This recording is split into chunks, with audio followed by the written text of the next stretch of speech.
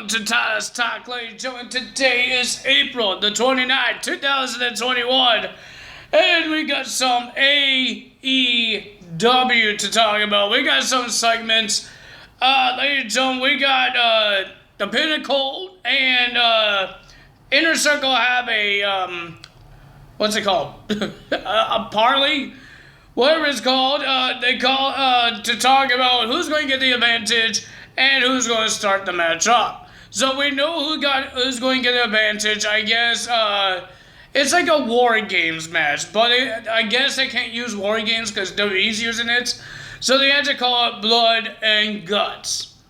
So the people that's taking advantage of this match is going to be the Pinnacle.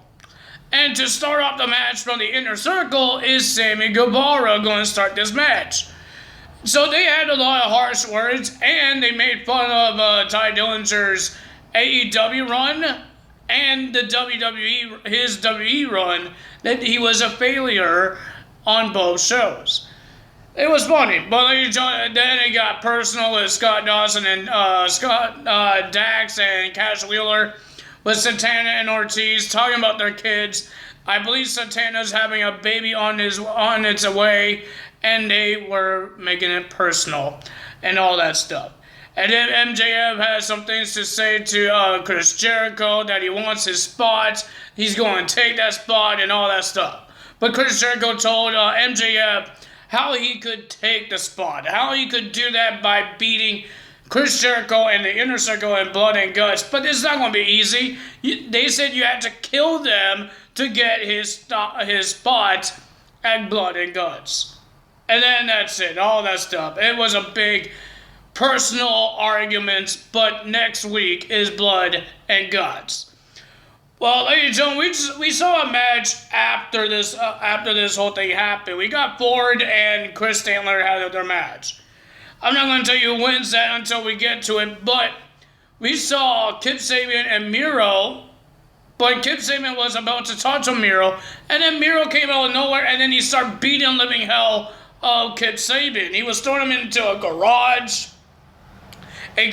door, into a shelf, and then he rammed a door into Kip Sabian's hand, and then he starts hugging him and says, "I forgive you."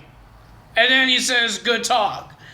I don't know what happened, but Miro just Kip Sabian, that's not a friend, man. That's not even a best man. That's just a beast. You need to do something with that beast. What else happened? Oh yeah, the knowing contenders. The knowing contender to the women's championship. I still hate this whole thing about this ranking stuff, because now Britt Baker is a knowing contender because she won AEW Dark. It should be like AEW Dark is like WWE's main event, right? You don't win championship. You don't become the knowing contender on WWE main event. It's just to show how great you are and show the people. I wasn't on Raw, so I'm going to be on main event. Show people what I have on WWE main event. It's not about the championship. Why does she get an opportunity to the title? Who knows? They're the knowing contender. She's a knowing contender. Oh boy. This is stupid. And ladies and gentlemen, then we got Kenny Omega is going to bring out his goons. And his first goon was the Nakazawa will meet Eddie Kingston in the ring. Eddie Kingston meet Nakazawa into the ring, but he's not going to do this. He called out Kenny. Kenny says, "You're not going to get the champion because you asked for it, but you're going to face one of my goons, and that's Nakazawa." And Eddie said he's not going to do it, but Nakazawa attacked Eddie Kingston with a laptop. And then Nakazawa tried to pick up Eddie Kingston, but he reversed it, and then Kenny bring another goon out, and that's Brandon Cutler. He got tossed through the tunnel, and it was Jon Moxley, and then they start beating up Kenny Omega. And they demanded a match, a tag team match, against Nakazawa and Kenny Omega against Eddie Kingston and Jon Moxley. Don Callis made the match happen, so at Blood and Guts, we're going to see that match happen. between Eddie Kingston, Jon Moxley versus Kenny Omega and what's his face? Nakazawa. I believe that's it we all have here. I believe that's all the segments here. So let's get to the matches. We got, to start off the match, we have Brian Cage versus Adam Page. But, ladies and gentlemen, Adam Page got attacked before the match. He got jumped by Team Taz. And then the Dark Order made the Team Taz run away because there's more Dark Order guys than Team Taz. And then the match starts. It was a pretty decent match, not bad. But the winner of that match was Brian Cage. He wins because Mr. Adam Page gets jumped.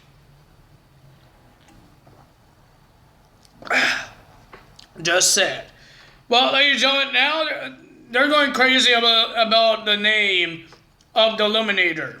Because now the Seidel's will have a tag team Eliminator match. But they're not it's not an elimination match. It's a normal tag team match. I don't know why it's called Eliminator match.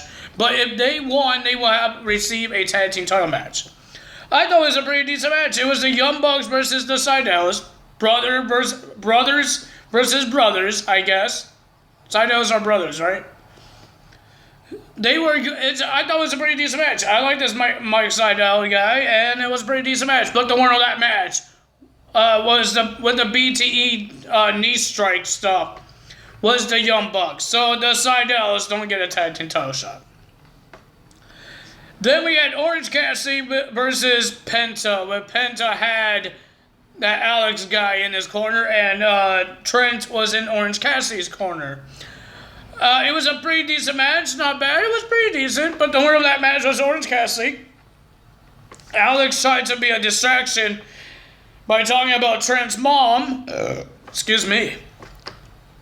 By talking about Trent's mom, because remember how Penta beat Trent by saying Trent's mom sucks. He was about to do the same thing, but ladies and gentlemen, Orange Cassidy shut him up and bring him in the ring. Looks like he was going to punch him until Penta got himself attack Orange Cassidy and was about to do the package pole driver, but it didn't happen. And then the referee got a little hit, and then we saw Trent slides in the microphone, and then Orange Cassidy did an orange punch, a.k.a. Superman punch, with the microphone. He got the 1, 2, 3. Orange Cassidy gets the win. Good job for Orange Cassidy, and stupid Alex, stop talking. Please. I believe this is her return match. It will be Chris Stanlander versus Ford. Pretty decent match. No, it was a pretty okay match. It was pretty good. I like Chris Stanlander and Ford. They're pretty good. Kip Sabian trying to get himself involved. I believe Orange Cassidy got involved as well to get rid of Kip Sabian. But you showing the winner of that match with the Big Bang Theory, some move I didn't get to see it because I was making sandwiches. But ladies and gentlemen, she calls it the Big Bang Theory. If you guys don't know that show, it's on TV, Big Bang Theory. But she gets the win. And then the thing that happened with Kip Sabian and Miro happened. Poor guy. Then we had the Factory, QT Marshall with his little trainees. I don't know their names. I know one is Aaron Solo and some Nick guy. Nick Harrybees. We'll be versing Dustin Rhodes, Billy Gunn, and Lee Johnson. We saw the Factory coming out of the Nightmare Family's bus. I guess it's a new bus that Cody Rhodes bought. And they came out of that, and then the match started because the Nightmare Family couldn't wait, so they attacked the Factory before the bell even rang. It was a pretty decent match. I enjoyed it. I thought Lee Johnson almost hit his head after he did a springboard corkscrew outside the ring. I thought he hit his head on the apron. Thank God he didn't. But it was a pretty decent match, and then the boxer that hits people in the guts, he hit Lee Johnson in the guts on the apron, and then Billy Gunn was about to hit him, but he got hit in the gut. He already had injured ribs or gut, whatever it is. They didn't say what kind of injury it was. But the best thing of this match, we didn't have to see the worst diamond cutter from Mr. QT Marshall. I'm happy for that. So the Factory gets the win. And then then we got the big hairy beast guy attacking Dustin Rhodes with the cowbell. And then they went on top of the stage. QT Marshall told his friends to go in the back, and then he got attacked by the Gunn sons, Billy Gunn's sons, Austin, and I forgot the other guy's name. I'm sorry to say it, but I forgot his name. They say his name too fast, so I can't really know what his name. I don't know his name. And then the rest of the Factory came out to brawl with Austin, the Gunn kids. And then QT went back to the bus, and then you see in the window, somebody was in the bus. QT opened the door, and it was Cody Rhodes, and they start brawling, start whacking each other onto the bus, and then they climb on top of the bus. Man, that was a high bus. And then they start fighting on there, and then Cody Rhodes with the figure 4 on top of the bus. Mr. QT was tapping. But ladies and gentlemen, it wasn't a match. But at Blood and Guts, we're going to see QT Marshall versus Cody Rhodes. Then we will have our main event. It will be for the TNT title. Darby Allin versus Dark Order's number 10. I thought it was a pretty decent match. I enjoyed it, but the Dark Order didn't get themselves involved. They were helping up their friends because Darby Allin jumped off the turnbuckle and he landed on every single Dark Order. Not every single one of them, but he landed on some Dark Order guys. They helped him up. The rest of the Dark Order helped those guys up. I believe it was mostly 5. And then Ethan Page came out when the referee was distracted. He attacked Darby Allin. Nothing happened. And then it looks like 10 thought he's going to win.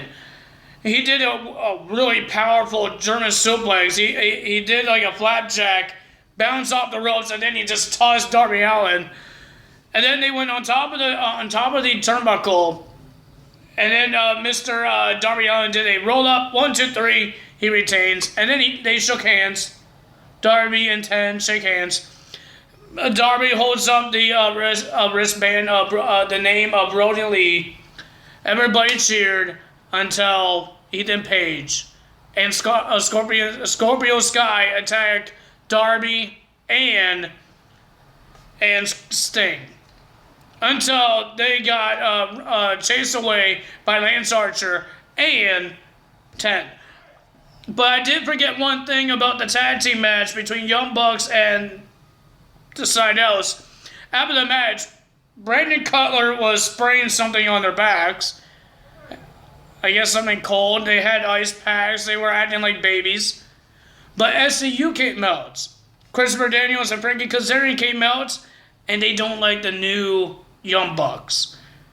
They want to. They are the number contender right in the rankings. I don't know how that happened,